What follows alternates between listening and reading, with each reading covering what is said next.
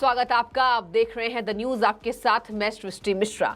BBC documentary को लेकर विवाद थमने का नाम नहीं ले रहा है। लगातार चर्चाओं में इसके लिए पीएम नरेंद्र मोदी भी बने हुए हैं। आपको बता दें कि इसमें कहा गया है कि झूठा नैरेटिव सेट करके प्रोपेगेंडा फैलाने का काम बीबीसी कर रहा है और इसका विरोध ही लगातार सोशल मीडिया पर हो रहा है। इसी को लेकर बड़ी खबर ये सामने आ रही है। आपको बता दें कि केंद्र सरकार ने इस सीरीज को लेकर बड़ा कदम उठाते हुए आपको बता दें यूट्यूब और सोशल मीडिया पर जितने भी लिंक्स इससे रिलेटेड हैं उसको ब्लॉक करने का आदेश जारी कर दिया गया है। और केंद्र सरकार ने यह भी कहा है कि यूट्यूब और सोशल मीडिया ने हमारे आदेश का पालन किया है, इस सीरीज को ब्लॉक कर दिया गया है क्योंकि इसमें झूठा प्रोपेगेंडा नरेंद्र मोदी के खिलाफ भड़काने का काम किया गया था। और यही कारण है कि अब केंद्र सरकार ने इस बाबत बड़ा और अहम फैसला लिया है जो कि जनता के लिए बेहद सटीक इसके साथ ही आपको बता दें कि गुजरात राइट्स, जिसके बाद नरेंद्र मोदी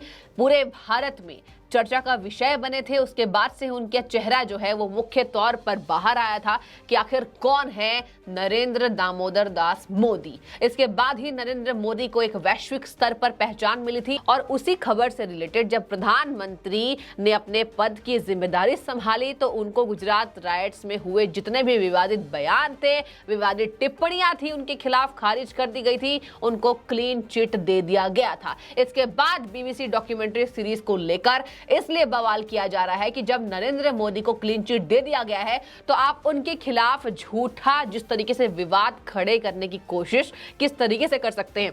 और इसी को लेकर केंद्र सरकार ने एक बड़ा फैसला लिया है कि यूट्यूब को ब्लॉक किया जाए।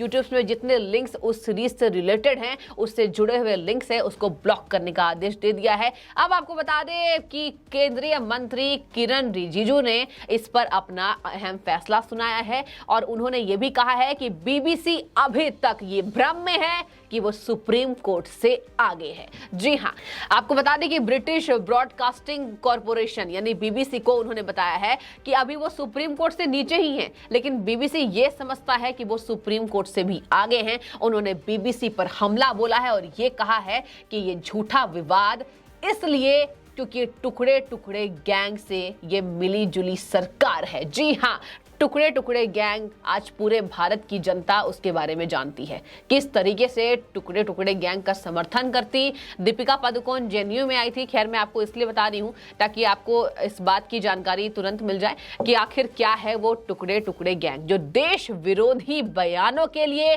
देश विरोधी कामों के लिए बड़ी सुर्खियां बटोरते हैं, टुकड़े टुकड़े गैंग। और आपको बता दें कई ऐसे संगठन है दर्शकों जो इसके पीछे में काम करती है, इसको सशक्त बनाने के लिए, आतंकवाद से जोड़कर इसके खिलाफ आपको बता दें लगातार मोर्चा खोला जाता है। लेकिन अभी भी ये बात सामने आ रही है कि टुकड़े टुकड़े गैंग पर सरकार ने पूरा कड़ा एक्शन अब तक नहीं लिया है। ये संगठन अभी भी तेज है और जल्द ही इस पर कार्रवाई होगी। और इसी से मिलाकर किरण रिजिजू ने यह अटैक किया है कि केंद्र सरकार यानी मोदी जी के खिलाफ दुष्प्रचार करने के लिए यह संगठन सहायक तौर पर अपनी भूमिका अदा कर रही है। ये जनता को जानने की बेहद जरूरत है। इसके साथ ही आपको बता दें बीबीसी पर तो ये आरोप है कि वो आपको बता दें विरोधी एजेंडा चलाते हैं। भारत के खिलाफ जितने एजेंडा होते हैं वो बीबीसी चलाती है और इस बीच उन्होंने उसका समर्थन करने वाले लोगों पर भी निशाना साधा है। मतलब जो भी इस डॉक्यूमेंट्री का सपोर्ट कर रहे हैं, देश में बैठे लोग, जी हाँ, देश में बैठे लोग टुकड़े टुकड़े गैंग को जिस तरीके से समर्थन देते हैं उस पर किरण रिजिजू ने हमला बोला है। उन्होंने साफ तौर पर कहा है कि जिस तरीके से उन्होंने ये सवाल भी पूछा है समर्थन देने वालों पर कि गुजरात दंगों पर बीबीसी की डॉक्यूमेंट्री को क्यों सपोर्ट कर रहे हैं आप लोग। आरोप यह भी है कि बीबीसी ने विवादित डॉक्यूमेंट्री के कुछ गलत तथ्य दिखाए हैं और भारत के खिलाफ एक एजेंडा चलाने की कोशिश जोरों शोरों से हो रही है। ये केंद्रीय कानून मंत्री किरण रिजिजू के मैं बोल आपको पढ़कर सुना रही हूं कि उन्होंने किस तरीके से हमला बोला है कि भारत के लोग ऐसे सपोर्ट कैसे कर सकते हैं। एक प्रोपेगेंडा के तहत ये काम किया गया है, कुछ गलत तथ्य को दिखाया गया है, मतलब वन साइडेड स्टोरी दिखाई गई है, जो सच नहीं है, जो तथ्यहीन बातें हैं वो उस डॉक्यूमेंट्री के अंदर है। और यही कारण है कि आज देश के सबसे बड़े कानून मंत्री किरण रिजिजू ने इसका सपोर्ट किया है। ये कहा है कि नरेंद्र मोदी के खिलाफ दुष्प्रचार करने के लिए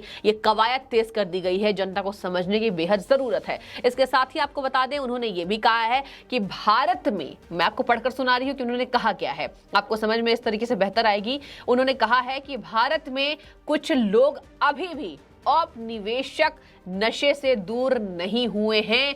वे लोग बीबीसी को भारत के उच्चतम न्यायालय से भी ऊपर मानते हैं। और जरा इस लाइन पर आप फोकस करिए। अपने नैतिक आकाओं को खुश करने के लिए देश की गरिमा और छवि को किसी भी हद तक गिरा देते हैं। अपने नैतिक आकाओं की, यानी कि इसके पीछे जो संगठन काम करती है, जो देश विरोधी नारे लगाते हैं, जो देश में दंगों को भड़काती संगठन है, जिसके खिलाफ आपको बता दें लगातार केंद्र सरकार एक्शन मोड पे नजर आ रही है, जांच लगातार की जा रही है। देश में जितने आतंकी अटैक्स हुए हैं उसमें कई तरीके के संगठन के नाम सामने आ चुके हैं। उसमें टुकड़े टुकड़े गैंग भी शामिल है और इस डॉक्यूमेंट्री में टुकड़े टुकड़े गैंग का नाम जोरों शोरों से शुमार नजर आ रहा है।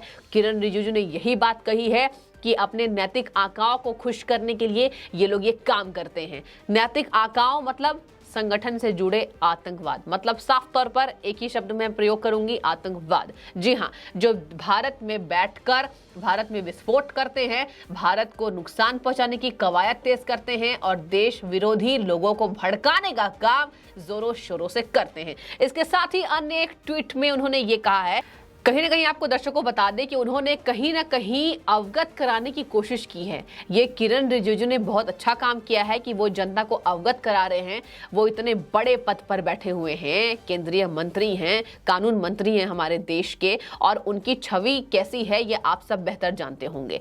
किरण रिजिजू ने ये भी कहा है अपने एक ट्वीट में कि वैसे भी इन टुकड़े टुकड़े गिरोह के सदस्यों से कोई बेहतर उम्मीद पूरे देश को नहीं है और जिसका एकमात्र लक्ष्य भारत की ताकत को कमजोर करना है। इनका यही काम है कि भारत के लोगों को किस तरीके से कमजोर किया जाए और भारत में किस तरीके से आतंकवाद को बढ़ावा दिया जाए। तो यूजर्स भी अब कहीं ना कहीं चेत चुके हैं, चेतना जाग उठी है भारत की जनता में और भारत की जनता ने इस बीबीसी सीरीज को साफ तौर पर देखने से इनकार कर दिया है। यूट्यूब लिंक्स को ब्लॉक किया गया है और केंद्र सरकार ने यह भी कहा है कि सोशल मीडिया ने हमारी बात को माना है, हमारे आदेश का पालन ठीक तरीके से किया है, इसके लिए धन्यवाद सोशल मीडिया का। इसके साथ ही आपको बता दें, अलग अलग तरीके से किरण रिजिजू के पोस्ट पर रिएक्शन आ रहे हैं। जहां एसके शर्मा नाम की यूजर ने लिखा है कि आप सरकार में एक अहम पद पर है, मतलब केंद्रीय कानून मंत्री हैं, उनको ये वो रिक्वेस्ट कर रही है जनता कि आप एक अहम पद पर है, प्लीज कुछ कठोर कार्रवाई इसके खिलाफ होनी चाहिए।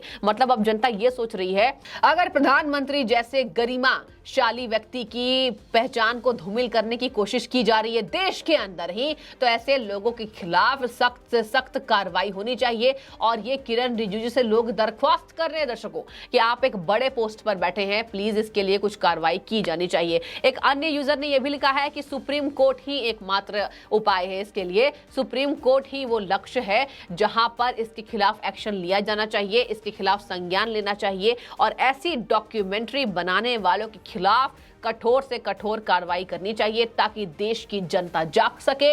देश का माहौल खराब करने वालों के खिलाफ सख्त एक्शन हो, उन्हें जेल में डाला जाए, उन्हें उनके कर्मों की सजा दी जाए। तो दर्शकों, आप जरा कमेंट करके बताइए क्या लगता है आपको। एक तरफ गुजरात में हुए दंगों के खिलाफ नरेंद्र मोदी को क्लीन चिट मिल चुकी है, ये आज की बात नहीं है, कई साल इसको बीत गए और आज वो प्रधानमंत्री के पद पर बैठकर अपनी जिम्मेदारी इस तरीके से निभा रहे हैं कि आज पूरे विदेश में भारत का डंका बज रहा है। ये भारत से आए लोग जो भारत के बाहर रह रहे हैं वो लोग भी इस बात को स्वीकार करते हैं कि आज प्रधानमंत्री ने जिस तरीके से इस चेहरे को बड़ा किया है, भारत का चेहरा नक्शे पर बड़ा किया है, एकमात्र इसका कारण नरेंद्र मोदी हैं और उनके खिलाफ देश के अंदर इस तरीके से डॉक्यूमेंट्री बनाई जा रही है। इसके खिलाफ कानून मंत्री का ये बयान आपको किस तरीके से सटीक नजर आ रहा है, आप कमेंट करके बताइए। और क्या लगता है, कानून मंत्री ने कह दिया है कठोर कार्रवाई होनी चाहिए ऐसे सदस्यों के खिलाफ, ऐसे गैंग के खिलाफ। आपकी जो भी राय है आप हमें कमेंट सेक्शन में करके बताइए। फिलहाल आपका बहुत शुक्रिया